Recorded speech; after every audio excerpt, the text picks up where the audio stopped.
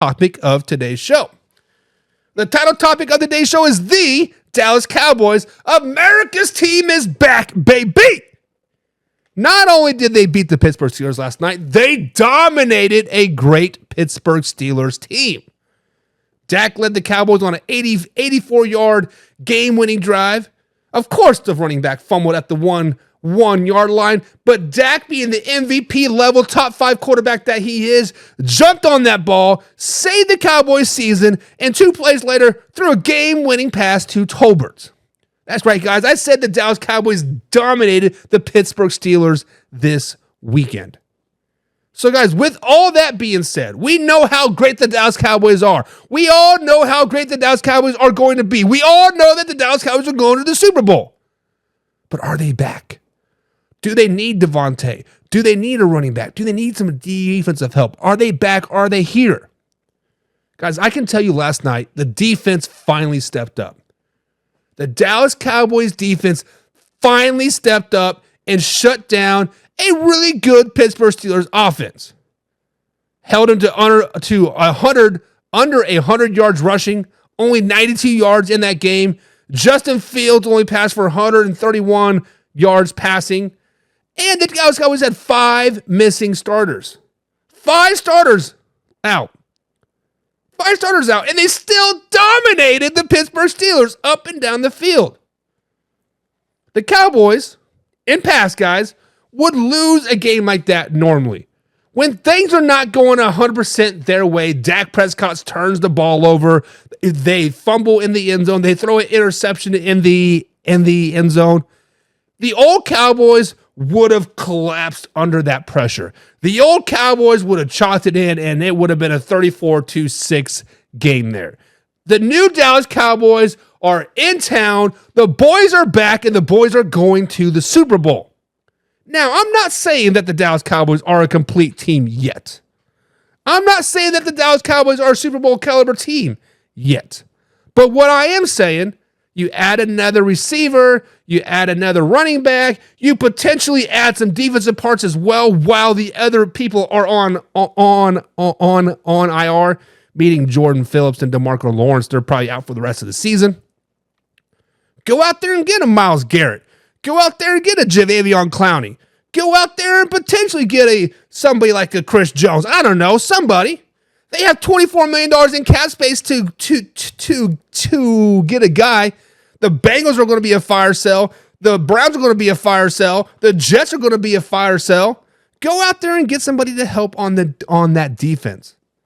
You guys understand that the Dallas Cowboys went into Pittsburgh Steelers, Heinz Field, Three River Stadium, whatever you want to call it. I don't even know what the new name is now. Three River Stadium. It is a tough place to not only to play and to compete, but to win in a dominant fashion. Guys, the Dallas Cowboys are back. The Dallas Cowboys are back. They have back-to-back wins. They are going to the moon, baby. And next week, when the Detroit Lions come into town, they're going to report eligible. They're going to run that play that the Detroit Lions couldn't play just to flex on them as well. Guys, understand this. The Dallas Cowboys are the men. They are the myths, and they are the legends, and they are going to the Super Bowl. The Dallas Cowboys are on top of the world right now. Dak Prescott is him. Zeke is still 16-yard Zeke, but CeeDee Lamb, double, triple team all night long, still 8 all night long. And the Dallas Cowboys found themselves a number 2 receiver, Tolbert. Tolbert is their number 2 receiver. Understand that. Guys, the Dallas Cowboys are going to be a problem for many teams moving forward. Moving forward. So what do you guys think? Are the Dallas Cowboys back on track? Are the Dallas Cowboys ready to be a dominant team? Are the Dallas Cowboys ready to run the NFC East? Answer to that question is all yes, but I'm curious to see what you guys think. What do you guys think about the Dallas Cowboys? Are they them? Are they them? Are they them?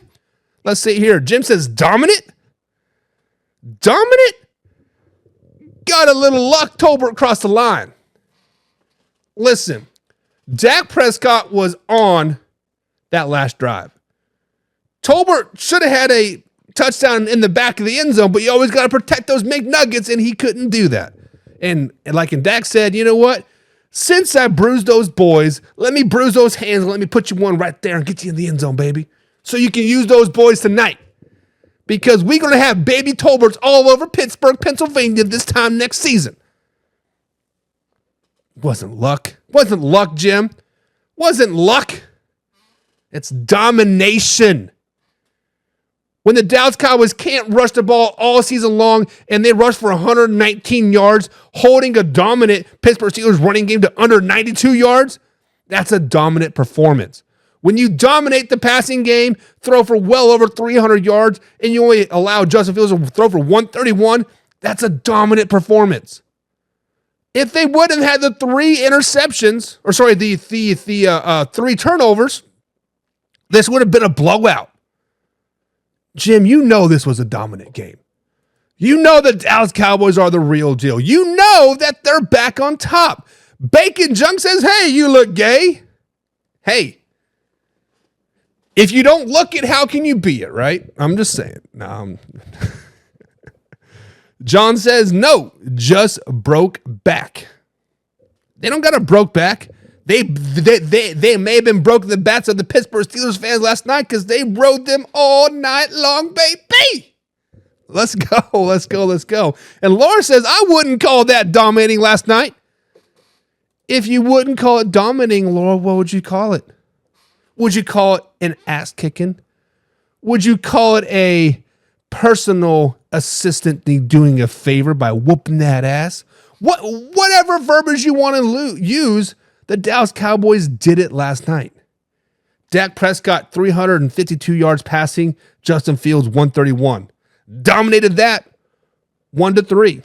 Rushing yards, 119 yards for the Dallas Cowboys, 92 for the Pittsburgh Steelers. Dominated that. Najee Harris only had 42 yards rushing. Rico had 87 yards rushing. Doubled that up.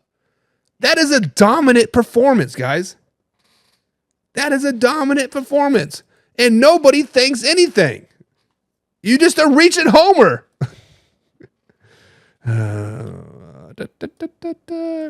Buck is in one of his fits. Hey, I'm just speaking the truth, baby. There might be a Dallas Cowboys ball right there on the wall. There might be a Micah Parsons jerseys in my closet. There might be another Dak Prescott jersey in my wife's closet. There might be a Emmitt Smith jersey in my kid's closet. There might be a Sean Lee signed autograph hat hanging on my wall that I wear damn near every day when I'm not wearing my Chiefs hat. There's no homerness here. There's no homerness here. Laura says, I was wondering if he fell and bumped his head a little hard this morning. Listen, I do got some tile and hardwood floors. We did have the windows open last night. There may have been a little dew on the floor. But damn it, the Cowboys are back, baby. They're back. John says, I was no helmet day. It was a no helmet day.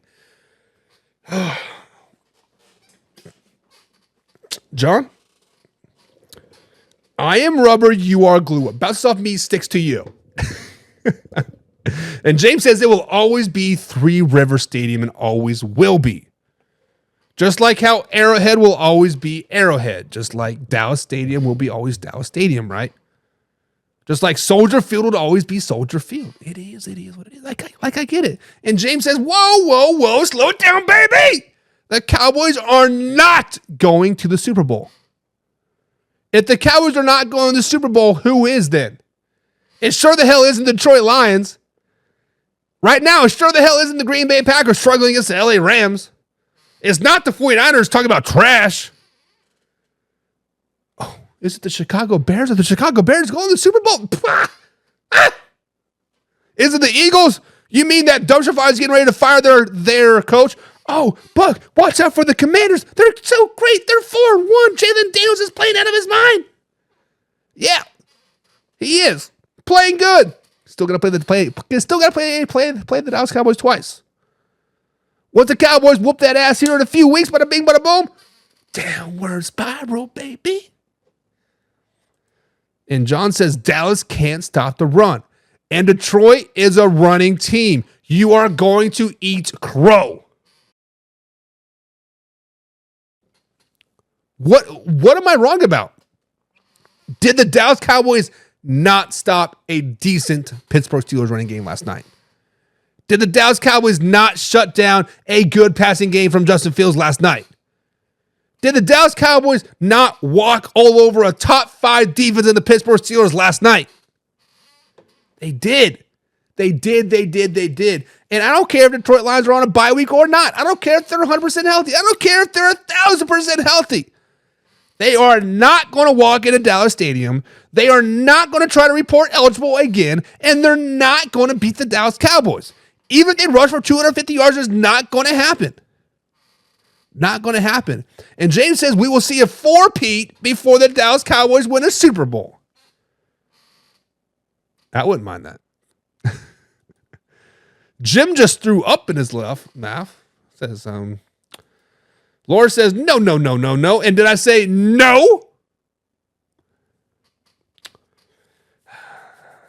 Guys, I think you're sleeping on the Dallas Cowboys. I think y'all sleeping on the Dallas Cowboys. They are back. They're dominant. They're good. They're going to add Devontae Adams. They're going to add a running back in there, whether it's Travis Etienne or elevate Delvin Cook.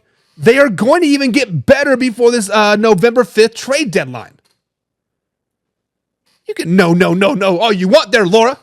The facts are all those no's are going to be yeses here in a couple weeks when the Dallas Cowboys dominate. That's right. I said dominate the the Detroit Lions next week when they go into Candlelight Stadium and dominate the San Francisco 49ers. And when they go into Mercedes-Fields Dome in Atlanta and dominate the Falcons and then dominate the Eagles, you guys are going to be singing a totally different tune. Yeah, they beat the Giants. Giants beat a pretty good Seattle team. Giants are not that bad. The Steelers were a top 7 team in my NFL power rankings. Pretty good team. Yeah, they had a 2-game skid, sure. But they played some really good teams here. Cowboys going to beat the Lions. 49ers, Falcons, Eagles coming up. And then all those no's, Laura, you're going to be eating crow. And John says, I think somebody's a couple nuggets short of a Happy Meal today. LMAO. Nope. Nope. James says, we'll see. That was kind of a game that can turn a season around. Thank you, James. Now, obviously, I've been kind of playing up the hype a little bit here. The Dallas Cowboys do have some room to grow still. Let's just be honest. Doing it for the haters, right? Haters make you famous. But James is right. A win like this is a game that can turn your season around, right? The Dallas Cowboys were really complexed about stopping the run this game, right? They're worst rush defense in the NFL. We talked bad about them all last week. They couldn't even stop a bleeding nose, right? Emphasis this week was to stop the run, and that's exactly what they did. They made the Steelers a one-dimensional team. They dominated that game. There's always that one point in the season, that one game that you can point to on a team like the Cowboys, like the Eagles from last season, like the Cincinnati Bengals this year. That one game could turn around the whole season. If the Bengals would have beat the Ravens last night after being down 14 points, that could have turned around their whole season. It could have. And I agree with that, James. This is a game that we can kind of circle and be like, look, the Cowboys were kind of like this. They were going down slowly on a decline, on a descendo, some might call it if you're a music nerd. Boom, we hit the exit, to the moon, baby. To the moon. Arthur Brown says that sideline looked like an old TV show, Dallas. Wow. Rusty Wrench is in the in the chat here. Says how many points had the Steelers scored per game? It was around 20. Steelers were not a high scoring offense by any stretch of the imagination, but at the same time, the Steelers did get hot in the second half. They did score 14 points in the second half, right? Both teams started out slow and come back positive in the second half. James says the Cowboys winning was my positive from yesterday. Giving Pittsburgh that L. Let's go. Anthony Brown. What's up, Anthony Brown? Hope you're enjoying the show today. He says, I wouldn't call it a dominating win, but a win is a win. We dominated the statistics for sure. Yeah. The stat category was definitely dominated by the Dallas Cowboys. I believe the time of possession was dominated by the Dallas Cowboys as well. But like I said, if they didn't have those 3 turnovers, this 20-17 game could have been 30-10. 30-6, right? It could have been a very dominating more scoreboard wise. Laura says, are the Cowboys better than Kansas City? Is that what you're saying?